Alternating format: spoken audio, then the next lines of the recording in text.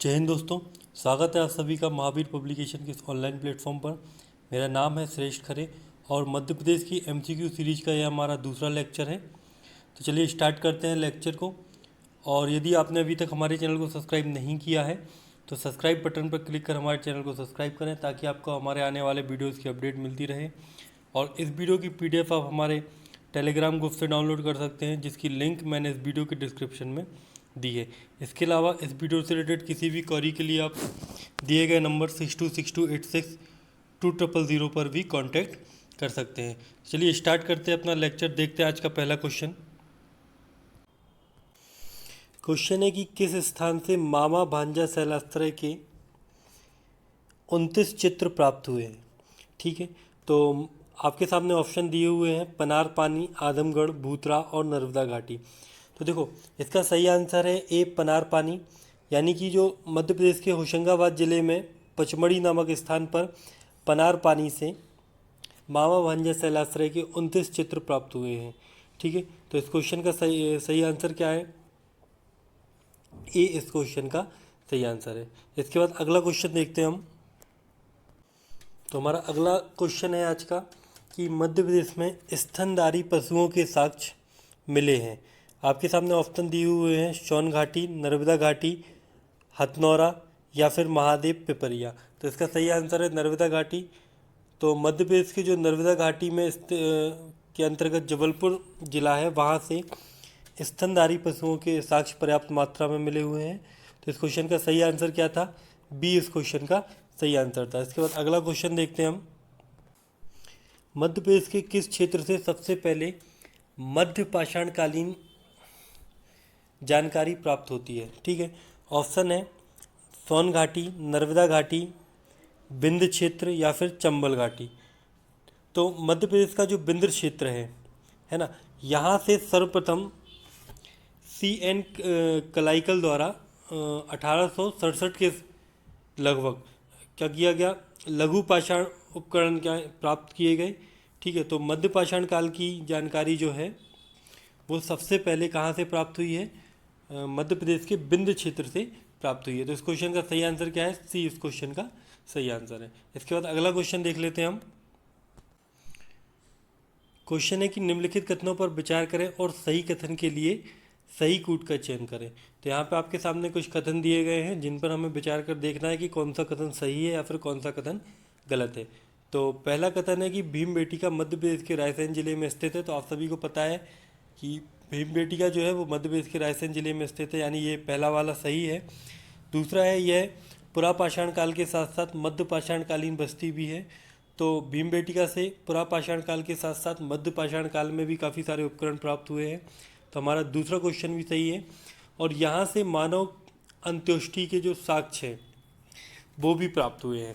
तो ये तीसरा वाला जो कथन है ये भी बिल्कुल सत्य है। तो इसका जो सही आंसर होगा वो सी होगा, यानी कि 1, 2 और 3 तीनों सही हैं। देखो भीमबेटका की जो खोज थी 1958 में BS वाकणकर द्वारा की गई थी। यहाँ से पाषाण काल के साथ साथ मध्य पाषाणकालीन बस्तियाँ भी मिली हैं। BB मिश्रा ने यहाँ पर ब्लेड अवयवों कलम ने एक क्वेश्चन देखा था, तो BB मिश्रा जो है उत्खननकर्ता, इनने यहाँ पर ब्लेड अवयवों के विकास को अनुरेखित किया हुआ है। ठीक है, तो इस क्वेश्चन का सही आंसर क्या था? सी इस क्वेश्चन का सही का आंसर था। तीनों कथन सत्य हैं। इसके बाद हम अगला क्वेश्चन देखते हैं हमारा। निम्नलिखित में से किस स्थान से सर्वप्रथम पशुपालन के साक्ष्य प्राप्त हुए हैं? ठीक है, तो ऑप्शन आपके सामने दिए हुए हैं बाघ की गुफाएं या फिर भीमबेटका, नावदा टोली या आदमगढ़। तो देखो मध्य प्रदेश के जो होशंगाबाद जिले में स्थित आदमगढ़ है, यह मध्य पाषाण युगीन स्थल है। यहाँ से सर्वप्रथम जो पशुपालन के साक्ष्य प्राप्त हुए हैं। ठीक है, और इसके साथ ही यहाँ पे मानव शव के साथ एक श्वान को दफनाने के साक्ष्य भी प्राप्त हुए हैं। तो इस क्वेश्चन का सही आंसर क्या है? डी इस क्वेश्चन का सही आंसर है, यानी आदमगढ़ से सर्वप्रथम पशुपालन के साक्ष्य प्राप्त हुए हैं। इसके बाद अगला क्वेश्चन है, निम्नलिखित में से किस स्थान से मानव शव के साथ श्वान को दफनाने के साक्ष्य मिले हैं? तो अभी हाल ही में मैंने व्याख्या में आपको बताया कि आदमगढ़ से मानव सबके साथ श्वान को दफनाने के साक्ष्य मिले हैं। देखिए, जो मैं आपको क्वेश्चन बता रहा हूँ ये कहीं ना कहीं डायरेक्टली आपसे परीक्षा में पूछे जा सकते हैं, तो मैंने हर क्षेत्र से क्वेश्चन बनाने की कोशिश की है। तो आप वीडियो को एंड तक देखिएगा, और आपको यदि लेक्चर अच्छा लगता है तो लेक्चर को लाइक और शेयर जरूर करें। चलिए, तो इस क्वेश्चन का सही आंसर क्या था? डी इस क्वेश्चन का सही आंसर था। इसके बाद अगला क्वेश्चन देखते हैं हम। क्वेश्चन है, रीवा, सतना, सीधी जिलों में निम्नलिखित में से किस पुरातत्ववेत्ता द्वारा कराए गए सर्वेक्षण में 100 से अधिक पाषाणकालीन स्थल प्राप्त हुए हैं? ठीक है, ऑप्शन आपके सामने दिए हुए हैं। BS Wakankar, GR Sharma, BV Mishra और RV जोशी। तो इस क्वेश्चन का सही आंसर है GR शर्मा। इन्होंने रीवा, सतना, सीधी क्षेत्रों में क्या किया? उत्खनन का कार्य करवाया, और 100 से ज़्यादा इन्होंने पाषाणकालीन स्थल की खोज भी की। तो इस क्वेश्चन का सही आंसर क्या है? बी इस क्वेश्चन का सही आंसर है। इसके बाद अगला क्वेश्चन देखते हैं हम। 25,000 लघु पाषाण उपकरण निम्नलिखित में से किस शैलाश्रय से प्राप्त हुए हैं? ऑप्शन आपके सामने है। आदमगढ़ शैलाश्रय, भीमबेटका शैलाश्रय, बाघ की गुफाएं, या फिर इनमें से कोई नहीं। तो देखो, होशंगाबाद जिले में स्थित जो आदमगढ़ शैलाश्रय है, यहाँ से RV जोशी ने 1964 में लगभग 25,000 लघु पाषाण उपकरण प्राप्त किए हैं। तो इस क्वेश्चन का सही आंसर क्या है? ए इस क्वेश्चन का सही आंसर है। ठीक है, चलिए अगला क्वेश्चन देखते हैं हम। धार जिले से संबंधित किस क्षेत्र से मध्य पाषाण काल से लेकर नव पाषाण काल तक के उपकरण प्राप्त हुए हैं? तो देखो, भीमबेटका, आदमगढ़, हथनौरा और बाघ की गुफाएं आपको ऑप्शन में दिया हुआ है। यहाँ से आप देख सकते हैं कि देखो, हथनौरा जो है वो धार जिले के अंतर्गत नहीं आता है। आदमगढ़ होशंगाबाद में आता है, तो ये भी धार जिले के अंदर नहीं है। भीमबेटका आपको पता है कि रायसेन जिले के अंतर्गत आता है। जो हथनौरा है वो सीहोर जिले के अंतर्गत आता है। यानी बचा जो आपका ऑप्शन ए है, बाघ की गुफाएं, ये धार जिले के अंतर्गत आती हैं। तो यहाँ से मध्य पाषाण काल से लेकर नव पाषाण काल तक के उपकरण प्राप्त हुए हैं। तो इस क्वेश्चन का सही आंसर क्या है? ए इस क्वेश्चन का सही आंसर है। देखिए, इसको बोलते हैं एलिमिनेशन मेथड। यदि आपको आपके जो ऑप्शन दिए गए उनमें से पता है कि जैसे आदमगढ़ है, आपको यदि पता है कि ये होशंगाबाद ज़िले के अंतर्गत आता है, हथनौरा सीहोर ज़िले के अंतर्गत आता है, भीमबेटका रायसेन ज़िले के अंतर्गत आता है, तो आपको यदि इस क्वेश्चन का सही आंसर नहीं भी पता है तो आप सही आंसर लगा सकते हैं, क्योंकि आपको बाकी के जो ऑप्शन दिए गए हैं उनके बारे में पता है। ठीक है, तो इस क्वेश्चन का सही आंसर क्या था? ए इस क्वेश्चन का सही आंसर था। इसके बाद अगला क्वेश्चन जो है वो देख लेते हैं हम। निम्नलिखित में से किस स्थान से उत्तर पाषाणकालीन औजार प्राप्त किए गए? ऑप्शन आपके सामने है। सागर जिला, छतरपुर जिला, जबलपुर जिला या फिर सीधी जिला। तो इसका सही आंसर है डी, सीधी जिला। सॉरी, क्वेश्चन है कि उत्तर पाषाणकालीन औजार प्राप्त नहीं किए गए। ठीक है, तो देखो, जो उत्तर पाषाणकालीन जो औजार थे उनमें प्रमुख कौन कौन से थे? स्लेट हो गया, कुल्हाड़ी हो गया, बशूला हो गया, इत्यादि थे। और ये मध्य प्रदेश के सागर, जबलपुर, दमोह, छतरपुर आदि जिलों से प्राप्त हुए हैं। तो इस क्वेश्चन का सही आंसर क्या है? डी इस क्वेश्चन का सही आंसर है, क्योंकि सीधी जिले से उत्तर पाषाणकालीन औजार प्राप्त नहीं हुए हैं। ठीक है, चलिए अगला क्वेश्चन देखते हैं हम। अगला क्वेश्चन है, सीप से बनी वस्तुएं निम्नलिखित में से किस शैलाश्रय से प्राप्त हुई हैं?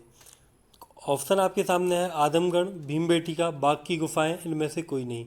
तो इस क्वेश्चन का सही आंसर है ए, यानी जो आदमगढ़ है वहाँ से सीप से बनी वस्तुएं प्राप्त हुई हैं। आदमगढ़ आपको पता है कि मध्य प्रदेश के होशंगाबाद जिले में स्थित है। ठीक है, यहाँ से लगभग 500 ईसा पूर्व RV जोशी ने सीप से, मतलब इसकी खोज जो है वो RV जोशी ने की थी लगभग 500 ईसा पूर्व। और यहाँ से इन्होंने क्या किया, कई सारे उपकरण, जैसे कि 25,000 इन्होंने यहाँ से उपकरण औजार प्राप्त हुए, जिनमें से इन्हें कुछ सीप से बनी वस्तुएं भी प्राप्त हुई हैं। तो इस क्वेश्चन का सही आंसर क्या है? ए इस क्वेश्चन का सही आंसर था। इसके बाद अगला क्वेश्चन है, सिंग्रामपुर घाटी से किस काल के अवशेष प्राप्त हुए हैं? तो देखो, सबसे पहले देख लेते हैं, जो सिंग्रामपुर घाटी है ये मध्य प्रदेश के दमोह जिले के अंतर्गत आती है। ठीक है, यहाँ से नवपाषाणकालीन जो अवशेष हैं वो प्राप्त हुए हैं। तो इस क्वेश्चन का सही आंसर क्या है? सी। ठीक है, यहाँ से 1866 में नवपाषाण कालीन जो अवशेष है वो प्राप्त किए गए। तो इस क्वेश्चन का सही आंसर क्या है? सी इस क्वेश्चन का सही आंसर। इसके बाद अगला क्वेश्चन है हमारा, नेवरी गुफा मनुआवन टेकरी वर्तमान में किस जिले में स्थित है जहां से नवपाषाणकालीन उपकरण प्राप्त किए गए? तो देखो ऑप्शन आपके सामने क्या दिए हुए हैं, भोपाल जिला, जबलपुर जिला, दमोह जिला या फिर सागर जिला। तो इसका जो सही आंसर है वो है भोपाल जिला। भोपाल के अंतर्गत आता है नेवरी गुफा या फिर मनुआवन टेकरी। यहाँ से जो भोपाल है, भोपाल के निकट जो बैरागर है वहाँ पे शैलाश्रय थे, ठीक है, जहाँ से इन्होंने क्या किया, नवपाषाणकालीन उपकरण प्राप्त किए। तो इस क्वेश्चन का सही आंसर क्या है? ए इस क्वेश्चन का सही आंसर है। ठीक है, चलिए अगला क्वेश्चन देखते हैं हम। लमेटा घाट तथा तिलवारा घाट क्षेत्र से पाषाण काल के किस युग की मानव बस्तियों के साक्ष्य प्राप्त हुए हैं? ठीक है, तो जो लमेटा घाट है और जो तिलवारा घाट है ये दोनों कहाँ पे हैं? ये दोनों जबलपुर के अंतर्गत आते हैं। और यहाँ से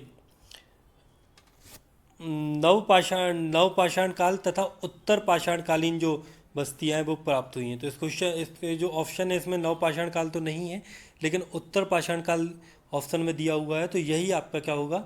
सही आंसर होगा। तो मध्य प्रदेश के जबलपुर में जो नर्मदा घाटी में स्थित है, जैसे भेड़ा घाट हो गया, तिलवारा घाट हो गया, लमेटा घाट हो गया, यहाँ से नवपाषाणकालीन बस्ती और उत्तर पाषाणकालीन मानव की जो बस्तियाँ हैं उसके साक्ष्य प्राप्त हुए हैं। ठीक है, चलिए इसके बाद अगला क्वेश्चन देखते हैं हम। क्वेश्चन में कुछ कथन दिए गए हैं जिन पर हमें विचार करना है और सही कथन का असत्य कथन का चयन करना है। ठीक है, जैसे पहला है कि लोह युगीन जो संस्कृति है कि साक्ष्य ग्वालियर भिंड क्षेत्रों से प्राप्त हुए हैं। तो आपको पता है कि मध्य प्रदेश में लोह युग के साक्ष्य जो हैं ग्वालियर भिंड आदि क्षेत्रों से प्राप्त हुए हैं, तो ये वाला सही है।